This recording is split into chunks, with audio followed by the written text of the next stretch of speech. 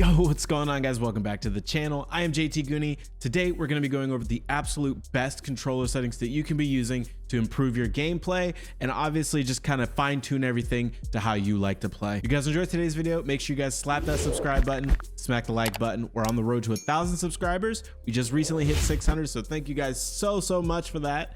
I appreciate you all so much for the support and the love you've been showing on the channel. And the like goal today is going to be 100. Let's try to hit 100 likes. If you learned something new, if you fine tune your controller settings and absolutely fried with them off of this video, make sure you guys give this video a thumbs up. I would very much appreciate it. Hopping on in though, we've got aiming input device to controller. You can show more for menu prompts automatic. That's kind of neither here nor there. Edit, button layout, this is going to be all up to personal preference. If you want to run tactical so that you crouch with your thumbstick, if you want to swap the bumpers, this is going to be the one you go to. Bumper ping I have turned off, and obviously these aren't going to be indicative to everybody. I do run an Xbox Elite Series 2 with the paddles on the back, so I have my A, B, X, and Y mapped to those 4 buttons. And obviously when I'm playing Warzone, I have my ping mapped to this button here. You can flip left trigger and right bumper. You can flip the bumpers and the triggers so that you shoot with the bumpers and aim and or throw tacticals and equipment with the triggers. I personally leave that turned off because I have the trigger stops. If you don't have trigger stops though, I do recommend that you flip these because the button press for left bumper and right bumper is a lot shorter than pulling the trigger all the way down. Stick layout preset, honestly, I have this set to default. If you're a southpaw or you run claw or whatever, tune this how you see fit. It just is all up to personal preference on the stick layout. Controller vibration, turn that off. And what's dope this year is the dead zone inputs on the thumbsticks. You can literally fine tune these like all the way down to the millimeter, and when you like move them, it tells you how much you have on the stick drift. So if you click test stick drift zone, as you can see, mine are like not moving at all. So if I move my stick, I don't have any stick drift. This is a good way that if you do have like an older controller or you need to adjust for stick drift, you can absolutely do that. I have my left stick minimum set to 10 and my right stick minimum put to 10. But honestly, it really doesn't make a difference if you don't have stick drift. Now for aiming, I personally run a 5-5 setup on the aiming, vertical and horizontal. I think it is just the absolute best. For me at least. A lot of pros are running like an 8 or 8 on the horizontal and like a 4 or 5 or 6 on the vertical, because you don't really look up and down as much as you do left and right. But I personally think 5-5 is right in that sweet spot. I have friends who run lower, I have friends who run higher, but for me this is just kind of the best. Moving on to the sensitivity multiplier, I have everything across the board for that one set to 1.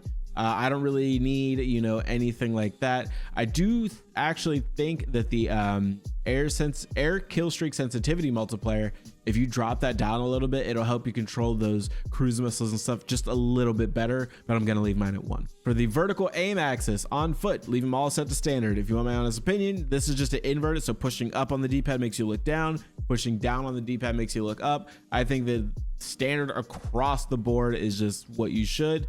Tack stance sensitivity multiplier, I have that set to 0.8. I feel like when you're tack stanced, it just makes the gun feel a little bit less like, oh my gosh, I'm just looking left and right all willy-nilly. It makes it a lot more smooth and a lot more manageable in a way. My aim response curve I have set to dynamic. A lot of people are telling me to switch to linear. In this game though, I feel like the dynamic one just feels a little bit stickier in the mid to long range. So when I'm like a little bit further away from people, it feels a little bit more like attack, like it just sticks onto the enemy a little bit better. So run linear. If you are someone who wants to have, you know, they're constantly tweaking their aim, switch that to linear for sure. My ADS sensitivity multiplier for focusing is set to 1. My ADS sensitivity transition timing is set to gradual. But if you put it to instant or after zoom, it makes a huge difference in terms of close range gameplay. So the reason I have it set to gradual is like, I don't really like get too close to people when I fight them, but I like to stay within like 10, 12 meters of my enemies. So why I have it set to gradual, so that when as I'm aiming, the aim assist is kicking in. But if you have it set to instant, as soon as you pull the trigger, it will kick in aim assist. Or if you have it set to after zoom, not until the gun is raised and the reticle is up and in your face are you seeing the aim assist take effect. That is more for like people who usually play longer range engagements, who like to snipe, stuff like that. I have it set to gradual, just so that as I'm aiming, like from the moment of contact, I'm aiming and my aim assist is already ready to go. That way I'm not missing initial shots or anything like that. Custom sensitivity per zoom, this is my personal recommendation for this. I do recommend that everyone do 0.85 on the ADS sensitivity multiplier for the low zooms, so all of your red dot sights will be a little bit more tacky when the aim assist kicks in. The 2 to 3 times optics set to 0.75, just because of monitor coefficient here, it's a little bit better to have a slower ADS in the higher zooms. And then once you get up to the 4.5, for me at least, I'm a quick scoper, so I like to have my ADS speeds on high zoom scopes a little bit quicker, so I can snap on the targets, do a quick drag, hit a scope across the map, do what I got to do. So all of these are going to be set to 0.9 for the 4 to 5 times and the 6 to 7 times, and then anything higher than an 8 times optic set to 0.95. Target aim assist, you want to leave that turned on. Aim assist type, I have mine set to default. I am actually, you know what, scratch that. I am going to switch it to Black Ops and try it for a little bit. I have honestly been running default since Modern Warfare 2019, and it has worked perfectly fine for me. I mainly play on controller. I am a mouse and keyboard player when I snipe, but that is only when I snipe for the most part. Honestly, having it set to Black Ops might help me out a little bit. So why don't you guys give it a try? Let me know down in the comments. Are you using default or are you using Black Ops? And then the third person ADS correction type is assist. And that just, what that means is when you're in third person and you're aiming, it will help the crosshair stay centered more on the enemy. And then motion sensor stuff, if you're one of those people, I mean, go for it. I don't know anything about motion sensor aiming or anything like that, so we'll leave those to the professionals. For gameplay, you want to have automatic tactical sprint turned on. That's what I do. That's what I use. If you don't like the automatic tac sprint, just set it to automatic sprint. I just think it saves my control sticks a little bit more, gives them a little bit more longevity, because constantly clicking that button, I mean, it's a moving part. It's on your controller. It's gonna break more if you have to click it more. Sprint, tactical sprint behavior set to toggle, auto move forward off, single tap run, so that if you are not tac sprinting and you want to sprint out of like an engagement, you only have to press the tac or your sprint button once, which is a great option to have. Grounded mantle I have turned on.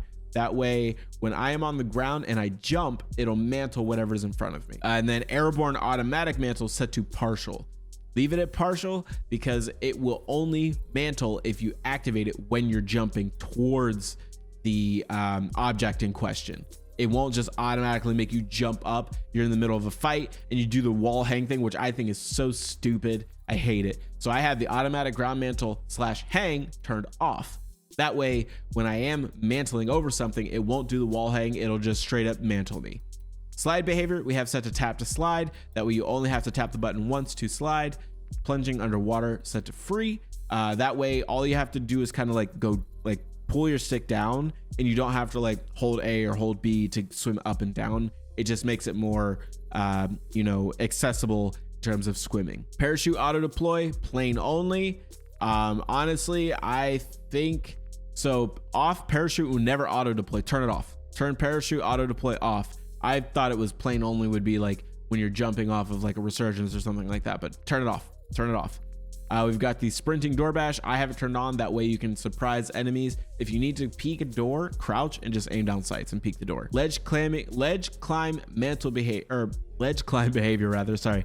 I have that set to mantle only, just because if I'm mantling and I want to drop off the ledge, I can just hang off the ledge if I need to. Slide cancel sprint. Turn that on. That just gives you the ability to slide cancel, which is a movement mechanic in and of itself that is kind of great. So glad it's back. Finally it's back. We have the aim down sight behavior I have set to hold. That way you have to hold the aim down sight trigger in order to aim down sights. Change zoom activation, sprint, tac sprint, focus. So all of those buttons are set within the same parameters.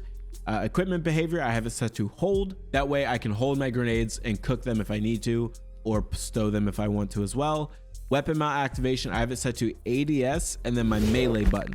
So I press these buttons together and they help me mount. The weapon mount exit delay, have it set to short. And the reason why you want it set to short is because when you're mounted and you need to sprint away really quick, the time to do that is basically instantaneous. Tactical stance activation, ADS and melee when you're not near a ledge.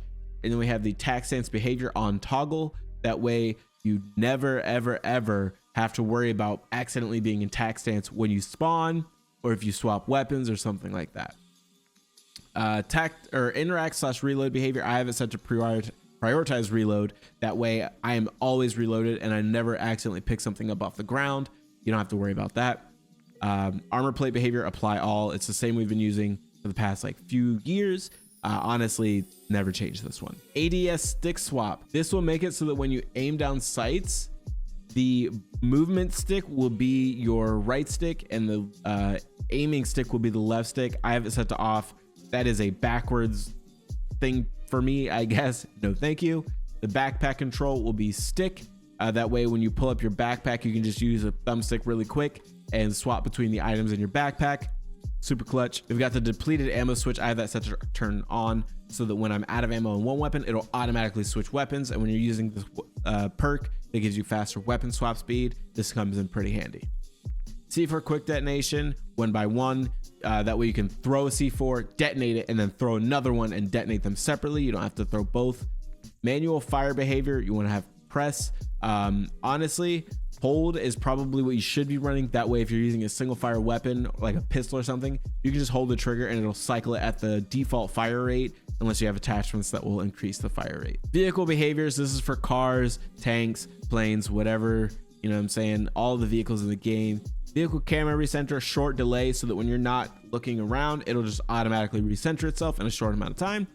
Camera initial position, set this to free look. That way, when you're in the car, whatever way you're facing, say you're someone shooting behind you and you're getting into a vehicle, your camera will stay facing the way that you put it so that you can keep an eye on the enemies behind you. And you're not worried about like, you know, oh, is this guy going to creep up on me while I'm getting in the car? It'll be totally fine.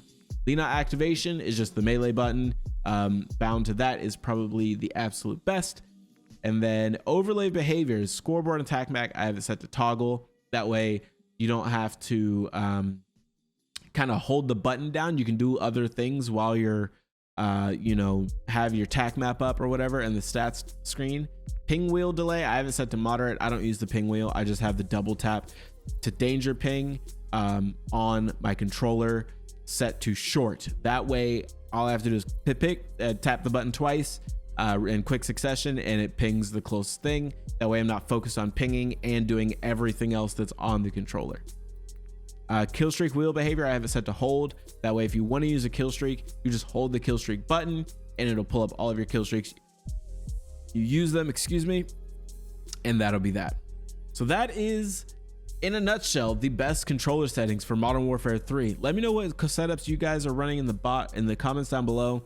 If you guys have any, you know, questions or anything like that, drop a comment and let me know, what did you change? Are you guys using these exact settings? Are you trying out a bunch of different options? Let me know in the comments below. I have been JT Goonie and I appreciate you guys for watching this video. I'll catch you guys in the next one. Peace.